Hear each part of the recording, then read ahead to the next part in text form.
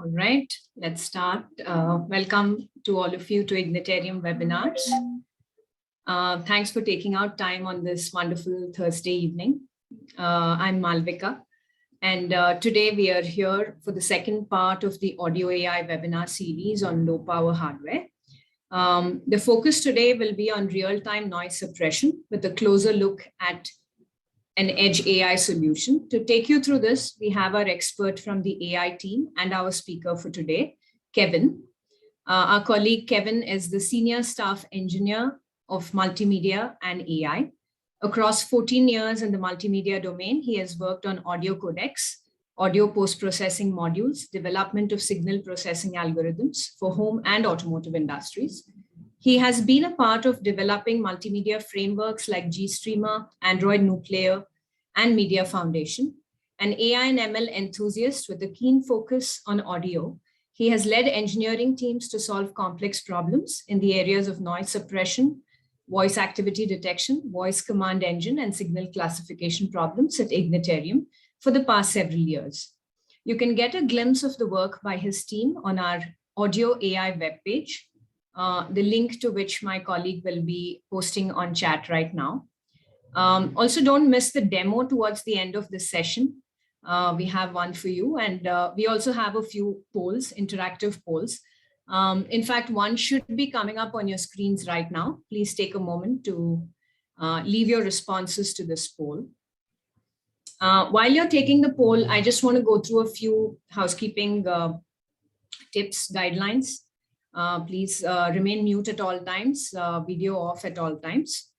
We do have a Q&A session. Our colleagues from the Audio AI team, Kevin, Pradeep, Srinath, are available for questions. So if you have a question, you can type it in the chat window at any time during the session, and we will take it up, once the session ends. All right, so we're all set, and I'll hand it over to Kevin now.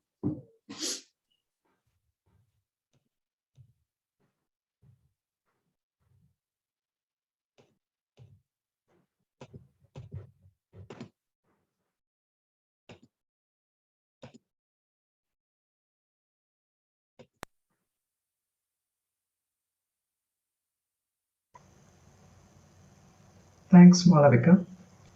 Good morning and good evening to all. This is Kevin Paul from Ignitarium, and welcome to the part 2 of this webinar series on Audio AI. In the first one, we covered offline voice command recognition targeted for battery-operated edge devices. To begin with, let's look at the taxonomy of interest in the domain of applied audio engineering. In the current era of virtual world, the human-machine interactions are using speed signals, and human-human interactions are mostly through different virtual media. For smooth and efficient transaction, the main aim is to improve speech quality by suppressing the background noise. The speech signal that is recorded by a microphone is generally infected by noise originating from various sources. Such contaminations can change the characteristics of the speech signal and degrade the speech quality and the intelligibility. In this webinar, we are going to talk about the suppression of noise at the edge in real time using a hybrid approach, leveraging the best of both DSP and deep learning technologies. The primary target device are low power ones, including battery operated hardware. Very specifically, we are looking at ways to provide clean speech signal in noisy environment. Currently, the noise suppression techniques are used in many areas, such as video conferencing platforms, noise cancelling headphones, voice command engine, and so on. The efficiency of these techniques can definitely be improved further. Traditional noise suppression or more popularly known as active noise cancellation, uses an adaptive signal processing, producing an anti-noise in real time to cancel out the noise. Then there are a few passive noise cancellation techniques as well, which is controlled by a good design of the product with sufficient insulation material to prevent sound leak in the system. These techniques work well with consistent noise sources, but face challenge in dynamic noise environment. Deep learning based noise suppression system can avoid this uncertainty to a great extent. But does noise suppression using deep learning a replacement for active noise cancellation? No, absolutely no. Active noise cancellation with its multi-mic mechanism works to cancel out external noises, and it can be perceived by the user in the noisy environment. But the real-time noise suppression can be used only in applications where the clear voice can be given as an input to another system. To give an example, like to a command engine, and it is not going to have an impact on the user who is in the noisy environment. To give you an example, let's take a user working in a kitchen with this chimney functioning at maximum speed. This will generate a lot of noise, and let's assume that the user has a voice command control appliance which he wants to control. With the ANC system in place, the noise perceived by the user and appliance could be reduced to a certain extent. But with the real-time noise suppression, the user is not going to have any impact, but the appliance could have much clearer voice input. Noise is generally assumed to be random, and it can cover a wide range of frequency spectrum. If the noise does not fall in the same range as speech, probably a well-designed digital filter would be sufficient to do the trick of removing the same. However, when the noise and the speech overlap in frequency, the story is completely different. When we try to suppress the noise by band modification using moving average or inverse filtering, signal averaging, or noise cancellation by subtraction, the original signal also tend to get lost. The traditional DSP algorithms try to continuously find the noise pattern and adapt to it by processing the audio frame by frame. These algorithms works well in certain use cases. However, they don't scale to the variety and variability of noise that exist in our day-to-day environment. The traditional DSP algorithms, so here I'm talking about the adaptive filters, can be quite effective when filtering stationary noises. Non-stationary noises have a really complicated pattern, and it's difficult to differentiate from human voice. These noise signals may be a very short burst, which also can lead to the complication of removing the same. Some of the most commonly used filters to remove noises are well known: LMS, then RLS, Kalman filter, etc. Traditional DSP has been around for long duration and has been effective in one class of noise. However, if you want to beat both stationary and non-stationary noises, you will need to go beyond traditional DSP and think of a certain hybrid models, including deep learning based approach. The main challenge of noise suppression technique is to make it work consistently in all kind of noises. In a DSP based approach, it is hard to design an algorithm that works with variety of noises. In most cases, this will not give the optimum result. The filter designed for one condition probably may not satisfy another one. On the other hand, in a neural network based approach, it is possible to train a model with variety of conditions, and the model can provide a good result in these varying conditions. Another aspect with the DSP-based approach, using two or more mics, would be quite challenging and expensive as well to design a stable acoustic path. Ignitarium's real-time noise suppression algorithm is a linear regression approach to denoise the noisy speech in real time.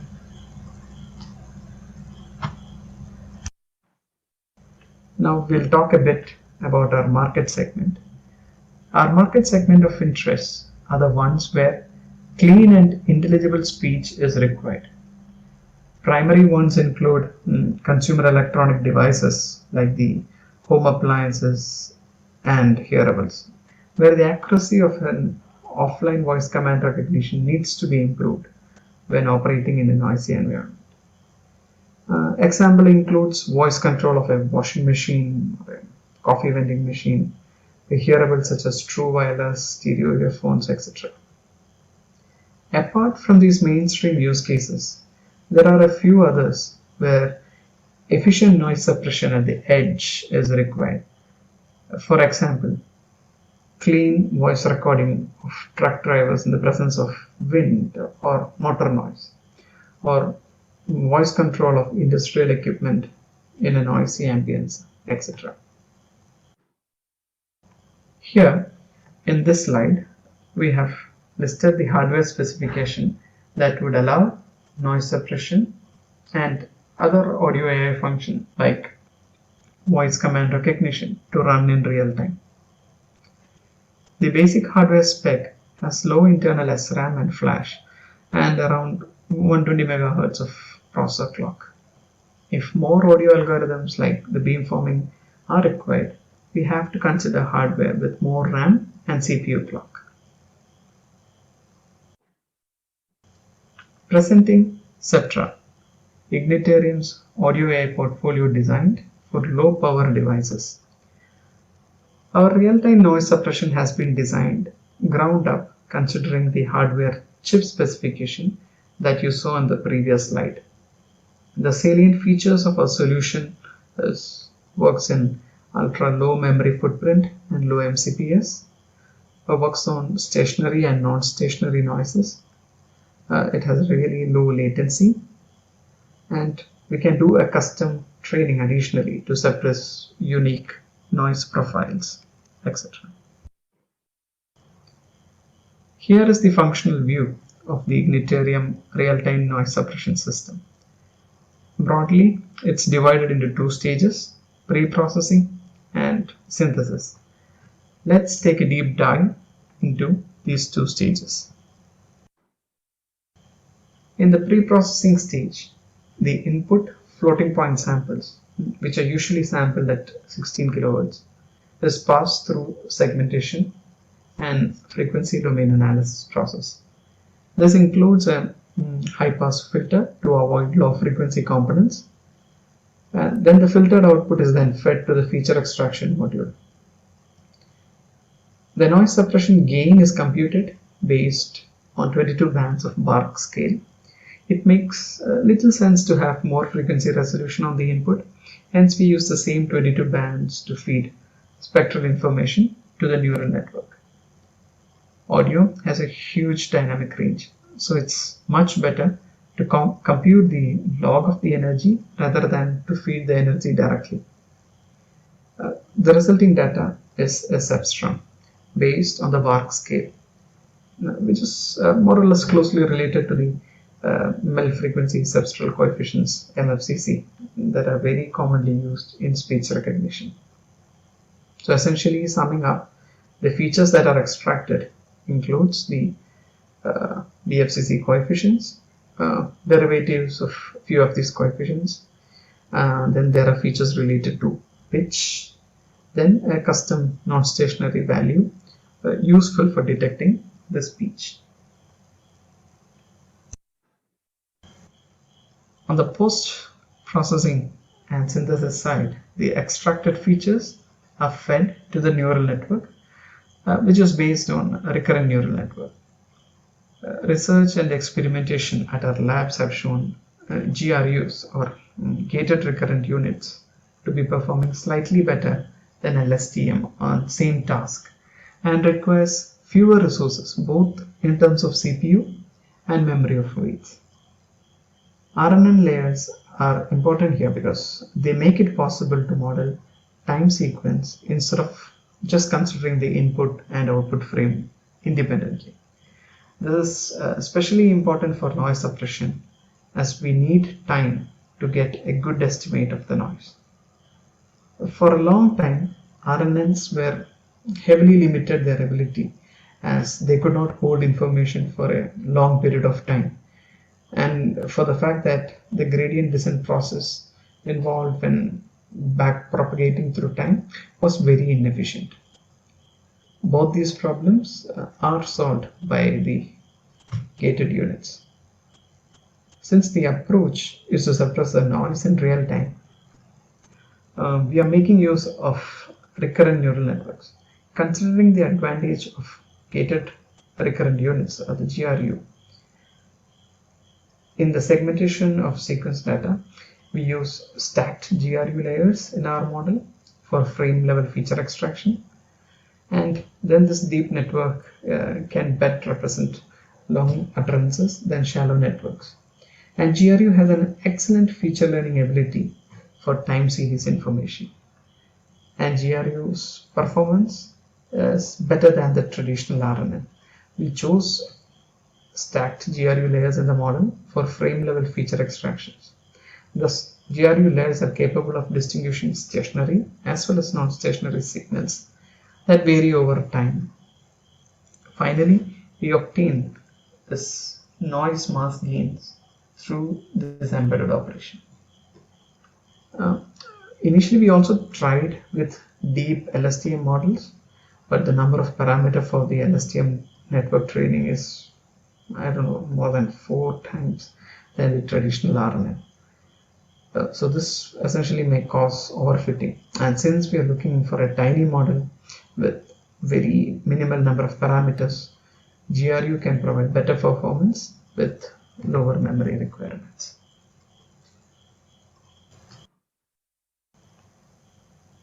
Coming to the training and inference, it is very similar to any other ML supervised approach, where we train a model with known signal, and a well-trained model is capable to predict from its learning. Here we take clean audio signal and noise signal from different environments and mix them at different volume levels and at different signal to noise ratio to generate noisy content. In the next step, we convert both signals to frequency domain and extract the features from the noisy content and the frequency mask gains from band energy levels of clean and noisy mixed audio signals. Coming to the inference side, we calculate the features of the noisy content in the frequency domain. Then the model predicts the frequency mask gains for this feature. These mask gains are applied to the noisy spectrum to get the clean audio spectrum. Finally, the audio is converted back to the time domain. So this slide is basically about evaluating ourselves. So this is about PESQ score. PESQ stands for perceptual evaluation of speech quality. Essentially, there are 2 types of quality measurements. One is objective measurement, and the second one being the subjective measurement. PESQ falls under this subjective measurement. It's essentially the quality rating is given to the noise suppression. PESQ is used because that is probably the most popular one. It is based on an ITUT standard, and the PESQ values are represented in terms of the mean opinion or the most scores. A typical clean speech has a most score of around 4.5, while a very noisy speech is around 0 to 0.5. The graph shows the PESQ score of our noise suppression software for different levels of SNR. The above graph shows a comparison between Ignitarium's real-time noise suppression and similar neural network-based approaches. The table gives model parameters of different NN approaches. Our model, the first one what is mentioned, IGN-RNS, uses only 10K parameters, whereas an average number of parameters for other models are around 3 to 6 million. So coming to the graph, as you can see, the green and the blue lines represent TSQ score between 0 to 20 dB, where our model provides a satisfactory performance against other approaches. And the purple line shows PSQ score for an SNR of 30 dB, where the performance is similar to any other approach.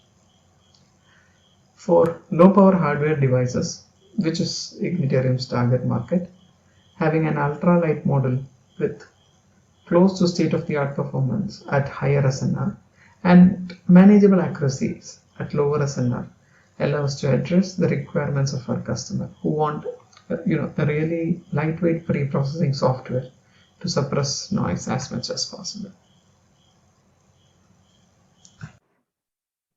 Let's look into one of the demo that we have. Here's some non-fiction now from Judi Dench's autobiography, And Furthermore, read by Jane Markham. I can hardly believe that it is more than half a century since I first stepped onto the stage at the Old Vic Theatre, and into a way of life that has brought me the most rewarding professional relationships and friendships. I cannot imagine now ever doing anything else with my life except acting. But it was not something that I actually planned when I was growing up. That may seem strange, as my whole family was deeply involved in theatre in one way or another. That was from And Furthermore by Judi Dench. So here you could clearly hear when the noise suppression is off, you could hear a hissing sound along with the voice, and when the noise suppression is on, the background noise was almost removed and a clear speech could be heard. So this was an example with a stationary noise, but the same can be shown with non-stationary noises as well. The implementation is done entirely in C and is easily portable across different hardware platforms. The software is port ready for ARM Cortex, Renesas RX, RISC-V and Tensilica DSP, and a new port for any specific hardware architecture would take probably a few weeks of effort. Demo kits are available on the hardware boards shown in the slide. To improve the performance at lower SNR levels, we need to go with a large number of bands, that is full band approach instead of the sub-band one. With a full band approach, we could achieve an increase in the PESQ score for SNR levels less than 10 dB, and the memory requirements will only increase by a few KB. A deep learning approach that combines the feature extraction advantage of the CNN and feature learning ability of GRU for time series information. The CNN layers can effectively extract the structural features from spectral features and reduce the complexity of the model through weight sharing. Then to improve the SNR, probably we could bring in other algorithms like beamforming or multi-channel beamforming, etc. So this could also help in really good noise suppression.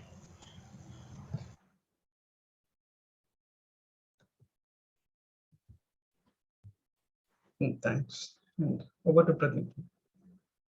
Yeah, thanks, Kevin. Hi, all. This is Pradeep Sukumaran here. We can now move to Q&A round. Some questions have come in. I'll take that first. Please feel free to add more questions. And, there's a poll that shows up on your screen now. Would be great if you can respond to that. Okay, the first question that I have here is from Arish. The question is for Kevin, and we also have Srinath from the audio DSP and AI team. The question is, are we using Torch audio from PyTorch? Kevin, Srinath, you take that. Okay, so we don't use Torch audio, and our feature extraction part is fully done in C. Only our network part is done using Python. So yeah, dependency on Python is merely for the network side.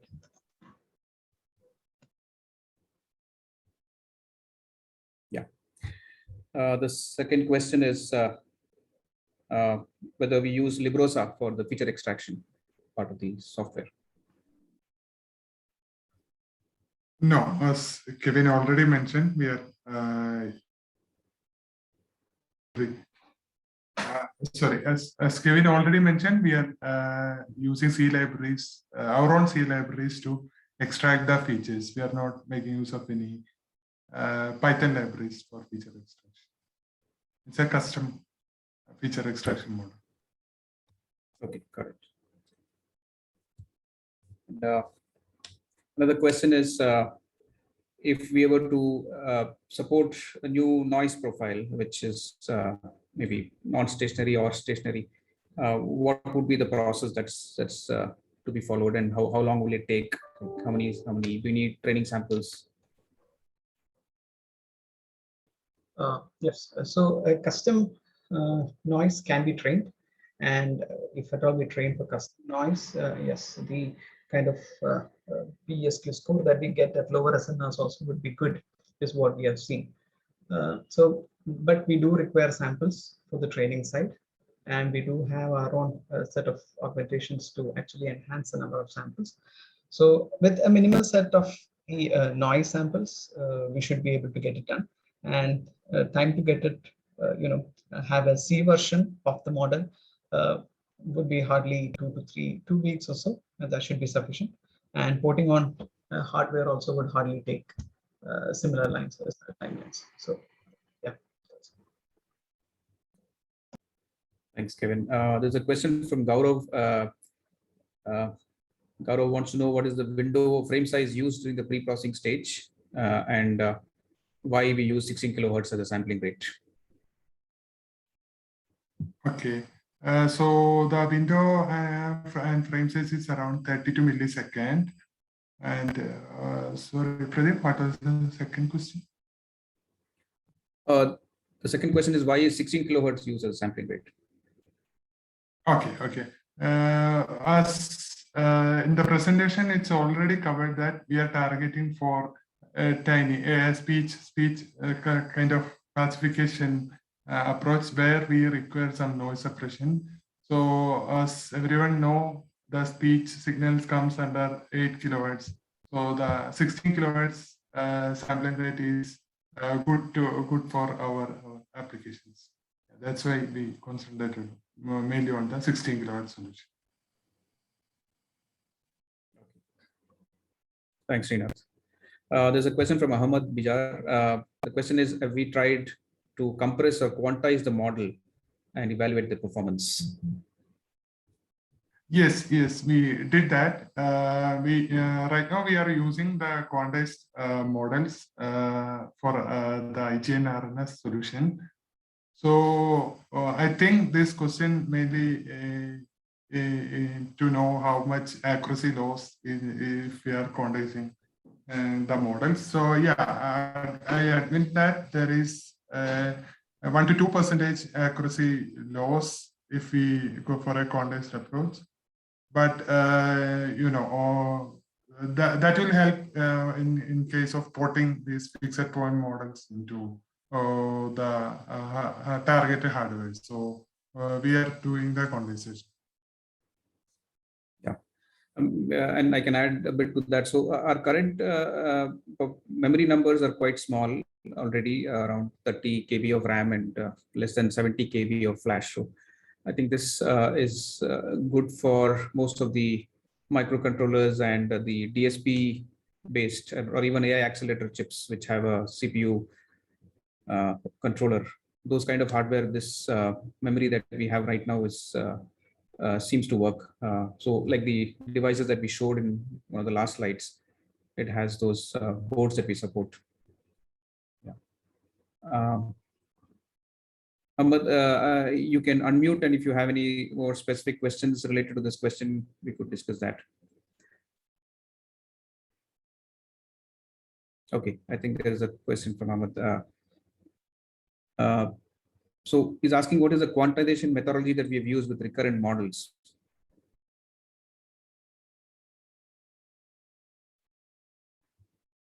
Srinath, have we done any quantization already with the RNS? Yeah, we are using the quantization. So right now we are making use of 8-bit quantization for the tiny models. We also depends upon the targeted hardware. We also tried with some 16-bit and 32-bit quantization as well. Okay, yeah, thanks. We could probably have a minute more for any further questions. Please feel free to reach out to us at the on the website. We have options where you can reach out to us. info@ignitarium.com. Okay, there's one from Gaurav. What are the various kind of noises that we have used in the training data set? Okay, so yeah, we have a variety of data set from all kind of application, urban, home noise, office noise, etc. So we recorded few noises our own, and we also make use of some openly available data set from Microsoft and some other challenges. Right. Thanks, Srinath.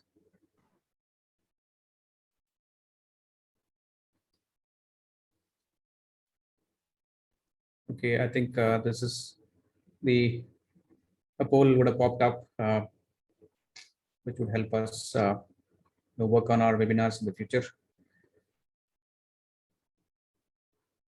Please feel free to respond.